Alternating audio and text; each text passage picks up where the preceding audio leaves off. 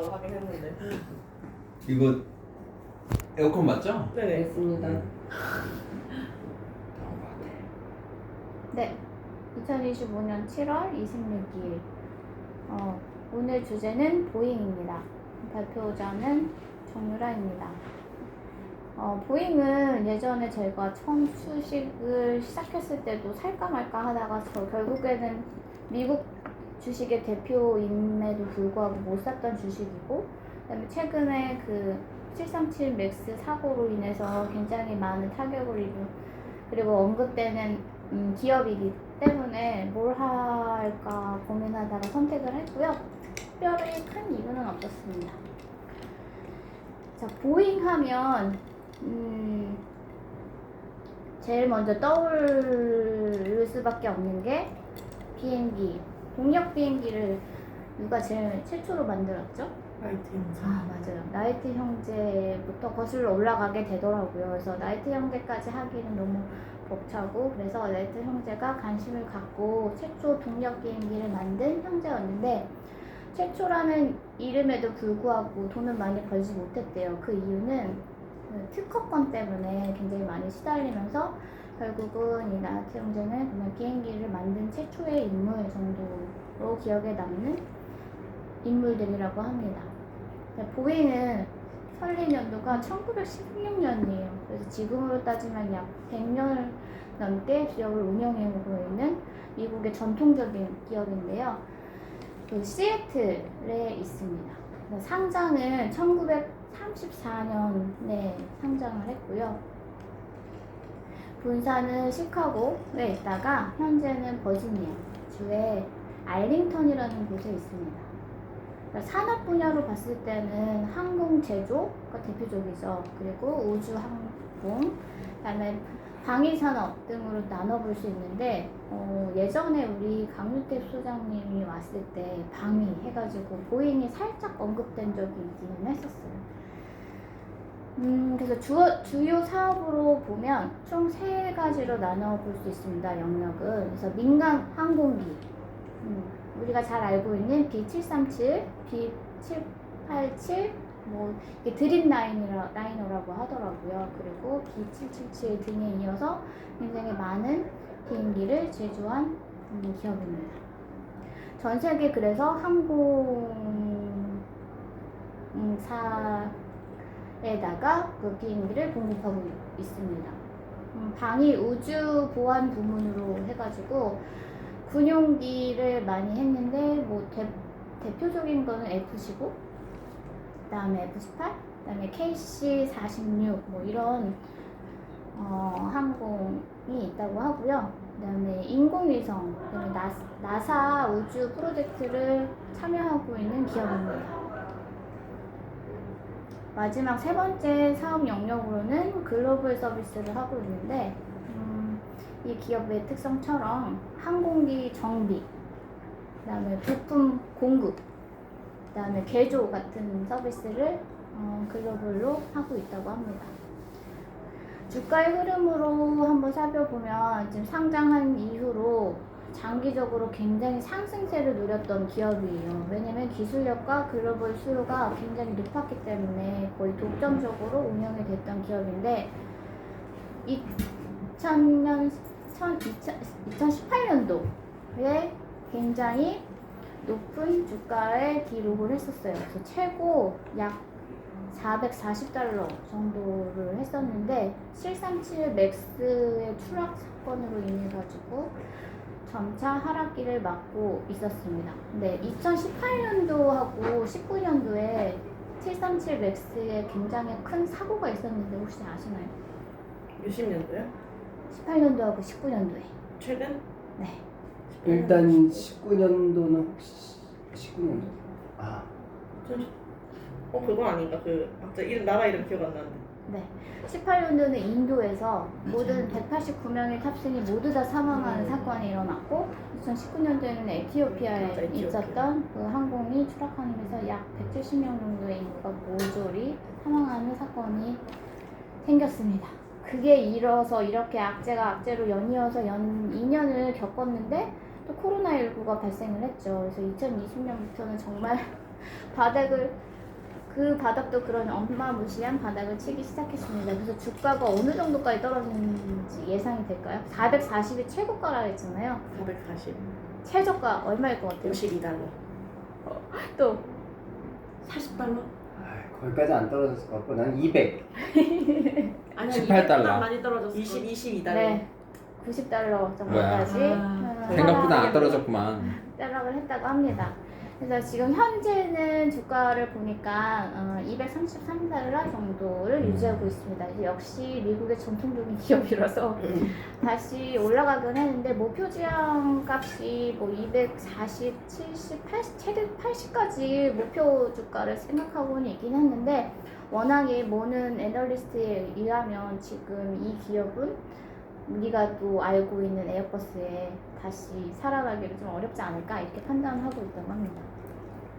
위기 요인으로는 우리가 지금 방금 전에도 살펴봤듯이 737맥스 품질 문제가 계속 재발됐고 그래서 생산이 중단됐고 그리고 더군다나 민간 항공기를 운영하는 회사가 고객으로서부터 신뢰를 잃으면 굉장히 어려운 기업의 재정 상태가 이어지겠죠.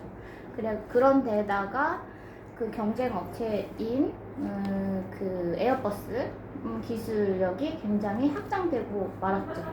그런 데다가 또 트럼프 이하 몇몇의 미국의 정권으로 인해서 중국 시장의 불확실성이 시작이 됩니다. 그래서 미국에서 체조해가지고 다른 나라에도 가야 되는데 무역 갈등을 일으키는 그것도 안정의 신세를 못 가지고 있습니다. 그래서 재무 리스크가 굉장히 커졌어요. 그래서 부채가 증가하고 당연히 팔 수 있는 공간이 없으니까 현금 흐름이 악화가 되기 시작을 했습니다. 그래서 2040년도까지 이 회사의 전략은 항공기 열심히 개발을 하겠다. 그래서 성장을 예상한다. 그리고 친환경 얘기하니까 친환경 기술의 개발을 좀 몰두하겠다. 뭐 이렇게 얘기를 하지만 수소 기술로 부분에 있어서는 지금 에어버스가 굉장히 많이 압도적으로 지금 개발하고 있거든요. 그래가지고 이것도 약간 불투명하지 않나. 단 한 가지는 우주 산업에 좀 약간 많은 관심을 오래전부터 가지고 있었기 때문에 제가 생각하기에도 그렇고 애널리스트도 얘기하기는 방위 산업하고 우주 산업 쪽에서는 조금 다른 분야가 있으니 그나마 에어버스보단 낫지 않겠냐라는 얘기를 하고 있습니다.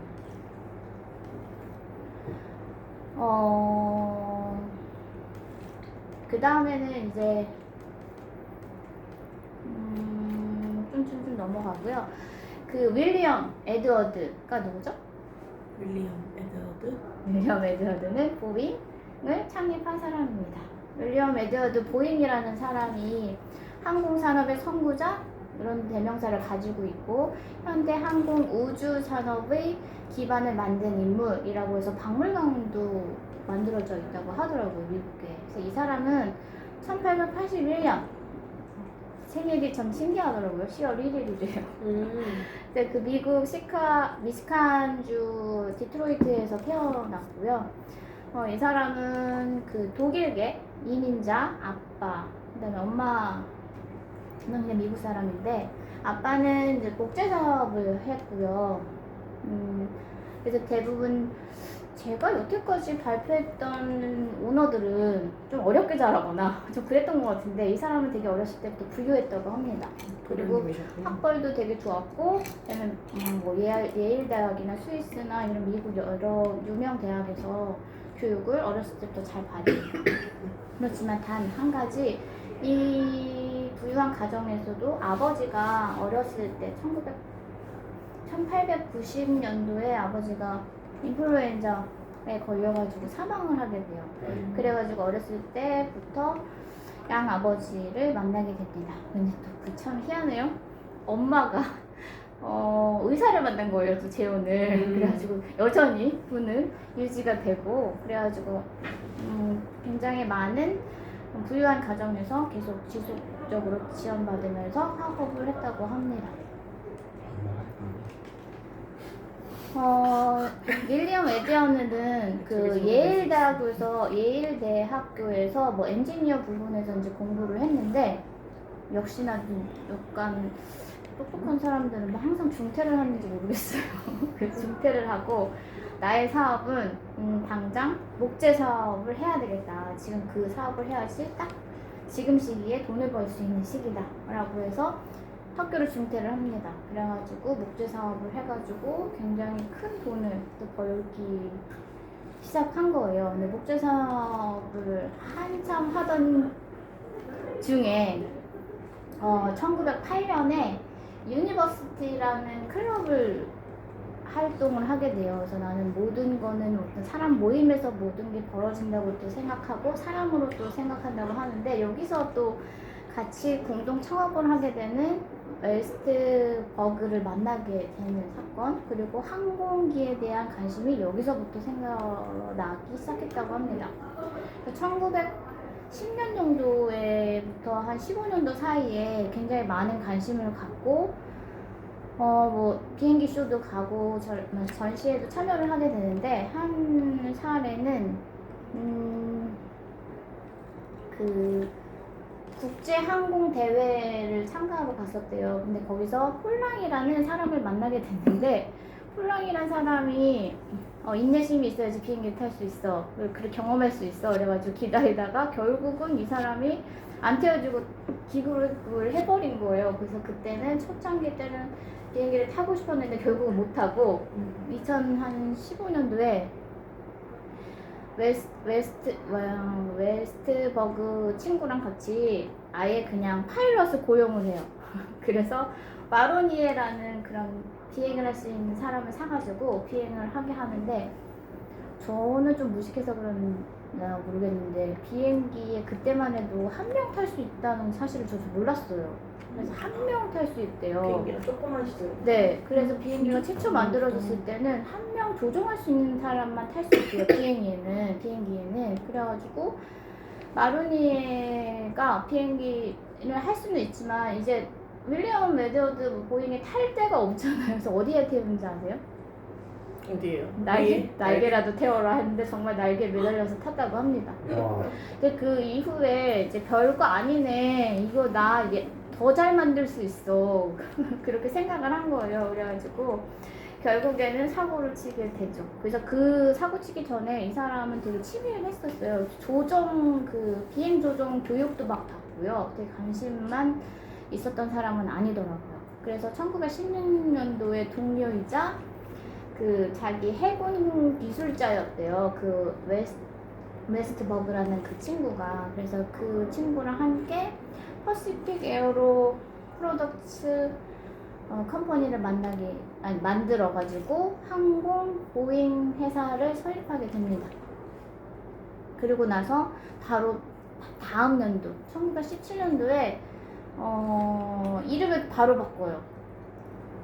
보잉 에어플랜 컴퍼니라고 또 이름을 바꿔서 1917년부터 그 스토리가 이제 궤도에 오르기 시작합니다. 이 시점에는 누구나 아는 사건이 있는데 1917년도 1917년도 한참 뭐가 세계대전 아니에요? 맞습니다. 제 1차 세계대전 시기였었어요. 그러니 당연히 이 사업가 기질이 뛰어난 보잉은 무슨 생각을 했겠어요? 미국 정부에 군용기를 납품해야겠다라는 생각을 했겠죠. 그래서 굉장히 급성장을 하게 됩니다. 나는 이 사람은 돈만 많아서 너무 쉽게 가는 줄 알았더니 사업 수완도 저는 있다고 보고 그 사람은 그 시기에 운도 있다고 보거든요. 그래서 이 사람 보잉은 그런 것까지 잘 운이 맞아줬던 사람인 것 같습니다. 근데 전쟁 이후로 그 수요 그 물품이 이제 전쟁이니까 피폐화됐으니까 경기도 안 좋고 하니까 이제 비행기는 만들어서 팔 수는 없게 되는 상황이 벌어졌습니다. 그래서 그렇다고 해도 이 보잉이라는 인물이 가만히 있지는 않죠.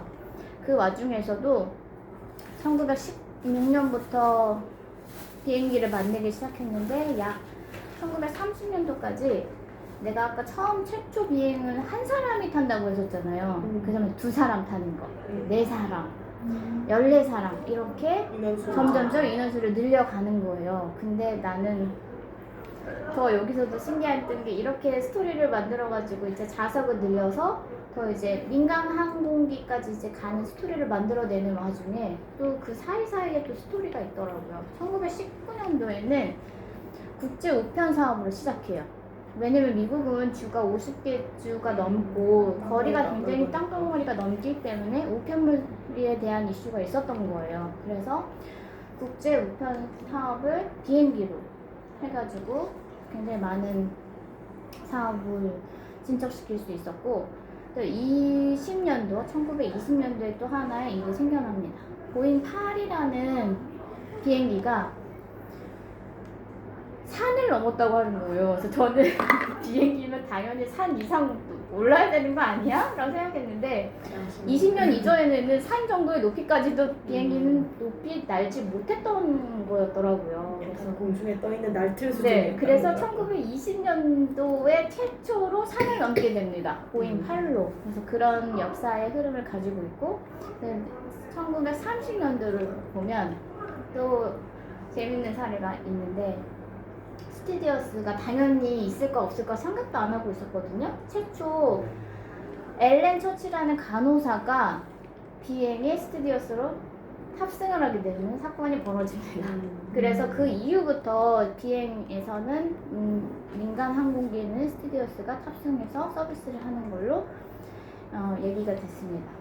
1930년, 33년도에 도달해서야 지금 저희가 지금 타고 있는 비행기 같은 뭐 형체를 가지게 됐어요. 그래서 그때는 보잉 247이라는 시리즈인데, 그때 당시에 의자 간격이 1m, 그 다음에 화장실 있고, 그 다음에 실내등 켰다 꼈어 할 수 있고, 그 다음에 밀실이 아닌 좌석의 간격이 넓힐 수 있는, 그 다음에 냉방이 다 잘, 온 냉방이 잘 되는 그런 공간에서 탑승을 하게 됐대요. 지금보다 좋은 거 아니에요? 아, 지금 당연히 되잖아요. 좌석 간격이 1m면은 그때는 몇 명 못 타니까.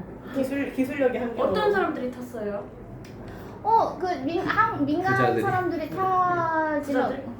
탈 수 있는 사람들이 그때 진짜 한계가 비싸지 있었겠죠. 않았을까요? 그치. 비쌌겠지만 몇 명 못 탔겠죠. 왜냐면 그리고 간도 커야 될 거. 그리고 이 1933년도에 들어와서 이 비행기가 랜딩 기어가 내려오기 시작한 거가 이 시점이래요. 그거 지금 생각하면 랜딩 기어가 내놓고 달렸다. 내리고 달렸다는 거예요. 와. 그리고 더 신기한 거는 날개도 금속이 이전에는 아니고 목재와 뭐 다른 걸로 만들어지는 거였었대요. 그리고 엔진 기어나 이런 것들이 좀 고도하게 된 기본적인 거는 1933년도 때서야 탈 수 있는 거지. 그 전에는 목숨을 내놓고 타지 않았을까?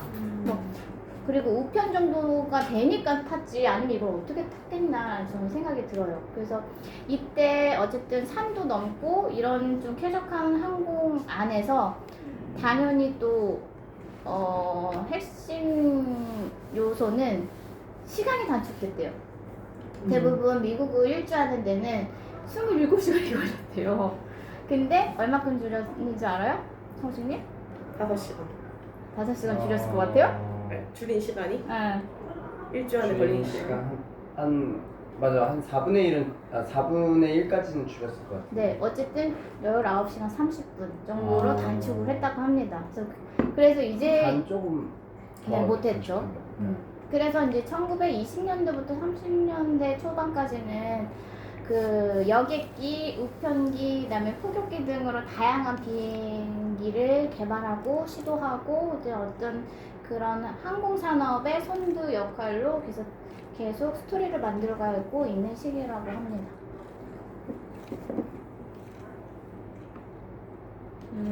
나만 얘기하니까 좀 재미없는 것 같은데 빨리빨리 진행할게요. 또 뛰어넘으면서. 재밌어요. 네. 재밌어서 조용히 듣고 있는데. 이렇게 저는 한 인물이 태어나서 어떤 그 사람의 찾아보니까 뭐 어록도 대단해요. 그 윌리엄 에드워드 보잉의 어록도 막 있고 막 그렇더라고요. 그래서 이 사람은 미국에서 최초 국내 우편 항공을 실시한 사람, 그다음에 항공기를 만드는 사람, 뭐 그래서 발명품도 있지만 산업화, 상용화, 그 다음에 어떤 그 교통수단을 이끌어내는 어떤 인물로서 대단한 사람이라고 평가를 받고 있다고 합니다. 그래서 이 사람의 말년은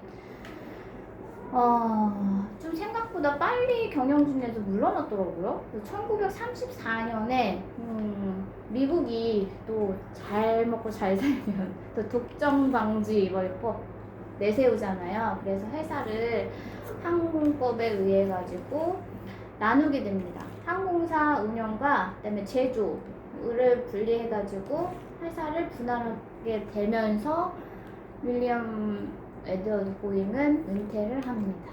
그래서 은퇴하고 생각보다 되게 편안하게 시애틀 거기에서 되게 살았는데 뭐 골프 치고 요트 타고 뭐 승마하고 그렇게 즐기면서 여생을 보내고 1956년에 74세 되게 오래 살았어요. 옛날 사람 치고는. 그래서 74세 내가 죽으면 이렇게 죽고 싶은데 심장마비로 죽었대요. 와, 포상이 네. 깔끔하게 죽죠. 깔끔하게 난 차라리 아플 바에는 진짜 심장마비로 죽고 싶은데. 한 큐에. 네네. 그래서 이렇게 이런 보잉 사람은 뭐라고 이거 좀 빼먹어야 되겠다. 이건 너무 스토리가 길다. 바로 어떻게 이 사람의 이제 은퇴까지 봤잖아요. 그러면 우리가 지금 경쟁사로 확실히 자리매김하고 있는 에어버스와 보잉에 대해서 비교 분석을 한번 해보도록 하겠습니다. 저는 이거를 조사하기 전까지 아직도 보잉이 우세하다고 생각을 했어요. 그렇지만 100년 넘게 항공산업을 이끌어온 미국 전설적인 보잉이 지금 유럽 국가들의 연합으로 만들어진 그 에어버스에 밀려서 지금 포도기구 있는 사실을 이제서야 알게 됐어요. 저도. 이 두 회사는 서로 다른 배경을 가지고 성장을 하고 현재까지도 경쟁 아닌 경쟁을 하고 있는데요. 전 세계 항공 시장에서 약 90%를 점유율을 가지고 있는데 살펴보니까 생각보다 많이 에어버스가 올라왔더라고요. 60%가 거의 에어버스가 차지하고 있고요. 40% 정도만 보잉이 유지를 하고 있다고 합니다.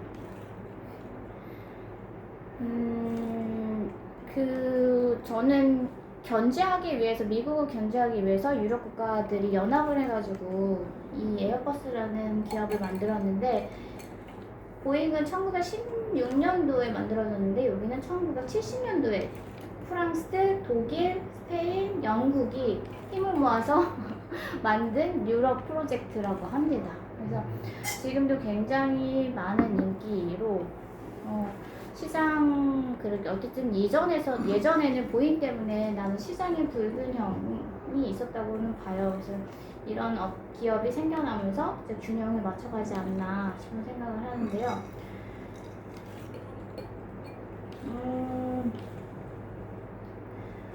처음에는 보잉이 되게 효율성을 따지면서 되게 만들었대요. 그리고 유럽은 굉장히 전통적으로 만들어야지 이렇게 야심차게 어떻게 항공기를 제조하고 있었는데 초반에는 이렇게 계속 진행하고 있다가 B747이 어떤 건지 아시나요?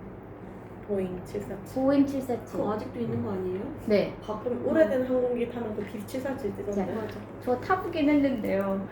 전보제트라는 별명이 붙었어요. 왜 그렇게 하냐면 2층으로 구조로 만들어져 있는 비행기예요. 그래서 약 660명 정도까지 탈 수 있는 굉장한 크기의 2층 비행기라고 합니다. 근데 얘가 처음에는 고객도 많이 태울 수도 있고 2층이다 하니까 2층에는 퍼스트 클래스랑 비즈니스만 탔었대요. 그리고 많이 좌석이 놓여 있지도 않고. 근데 2층이니까 뭐의 효율성이 떨어졌겠어요? 연료 효율성이 떨어졌겠죠. 그래서 뭐 이러저러한 이유로 굉장히 거대한 항공기다 이런 걸 탄생시켰냐라고 하지만 연료 소비 그리고 그렇게 대형 항공기가 장거리 하기에는 조금 무리가 있어서 좀 더 많은 생산을 하지 않았다고 합니다. 네. 에어버스가 가만히 있었겠어요? 여기서 제일 유명한 시리즈가 있어요. A320, 그리고 지금 A350, A380 뭐 등등 해가지고 여기는 A 시리즈로 나가거든요. 그래서 성층이야? 아니요. A380. 네. 그래서 그렇게 시작을 했는데 A320은 어떤 전략을 가지고 썼냐면요. 연료 효율성은 굉장히 높은 거를 선택을 한 거예요. 얘네들은. 그래가지고 저가 비행사에서 이 비행기를 좋아하는 거예요. 그래서 계속 그 수요를 장악을 하게 되는 그림이 나오고, 보잉은 뭐 대형을 만들었고 최초다, 되게 오래전 기업이라고 하지만 장기에 우선을 뒀고, 에어버스는 단거리에 초점을 두고 경영을 했는데 결국은 에어버스가 역전을 하고 마는 상황이 생겼습니다. 왜냐면 유럽이랑 미국은 장기거리 국제선보다는 내부에서도 비행기를 굉장히 많이 타거든요. 그래서 그 수요를 보면 단거리 비행을 해서 단거리 비행을 많이 수요로 하는 나라에 그만큼 수출을 많이 하고, 그다음에 제조도 하게 되기 때문에 현금 흐름이 좋아질 수밖에 없어요. 그래서 에어버스가 더 부채 부분에서도 월등할 수밖에 없어요. 약간 저가항공 전략을 쓴 거네요. 그쵸. 단거리 전용. 보잉의 약점을 자기들이 보완해가지고 다 보답을 보완해가지고 차지하는. 그렇게 에어버스는 성장해서 지금은 1위 기업으로 탄생해서 자발적으로 후발주자가 먼저 되는 상황이 생겼죠. 그래서 저는 보잉의 위기는 D737 맥스, 그 다음에 코로나에 의한 게 주로 많은 그 어려움이라고 보는데요, 경영에. 그렇지만 이 기업에 저는 그것도 100년이라는 기술 좋고 최초라는 이름만 있지, 지금은 이런저런 것들이 에어버스에 많이 기술력이 놓쳐가고 있지 않나 싶어요. 근데 에어버스가 항상 승승장구만 하냐? 그렇지는 않았다고 합니다. 에어버스가 위기가 한번 오는데 얘네들 A 시리즈가 유명하다고 했잖아요. 그래서 380을 한번 실패를 한대요. 그래서 380을 꿈꿔가지고 열심히 만들었는데 못 만들고 약간 좀 제조를 못하고 얘를 실패 때문에 약간 좀 이슈가 생겼는데, 결국은 팬데믹 이후로 빠르게 다시 보잉보다는 더 많은 항공기를 띄우면서 성장을 계속 누려가고 있다고 합니다. 내가 정작 보잉을 더 많이 탄 것 같아. 저도 그래요. 근데 유럽에서는 에어버스가 훨씬 많아요. 그쵸. 왜냐면 단거리에 많으니까. 우리는 타봤자 장거리가 많잖아요. 그치. 그렇기 때문에 에어버스는 우리한테 친근감이 있지 않았던 거예요. 한국은 주로 보잉 쪽이 많이 불러다니는 것 같아, 저가고. 친밀해서. 그런가? 그럴 수도 있겠다. 항상 비행기 보면 무조건 앞이 B로 시작했던 것 같아. 그래서 미래적으로 이제 결론적으로 미래 전략은 어떤가? 보잉은 여러 차례 제가 몇 번 반복해서 말씀드렸지만 이미 기술력이나 어떤 여러 가지 면에서 에어버스한테 눌렸고, 유일하게 가지고 있는 아까 우주, 방위 이쪽밖에 남지 않은 거예요. 그래서 이 사업을 굉장히 열심히 하겠다. 그리고 그 와중에 제가 에어버스는 친환경, 단거리 막 그런 거에 단어 키워드거든요, 에어버스에. 근데 여기도 수소로 운영하는 기반의 항공기를 만드는 프로젝트가 아주 구체화되고 있다고 합니다. 그래서 2035년에 상업 운행을 한 목표로 진행하고 있다고 합니다. 저는 아쉽게도 보잉은 나사 그 우주 사업 방산 분야만 남지 않았나라는 안타까움이 있고요.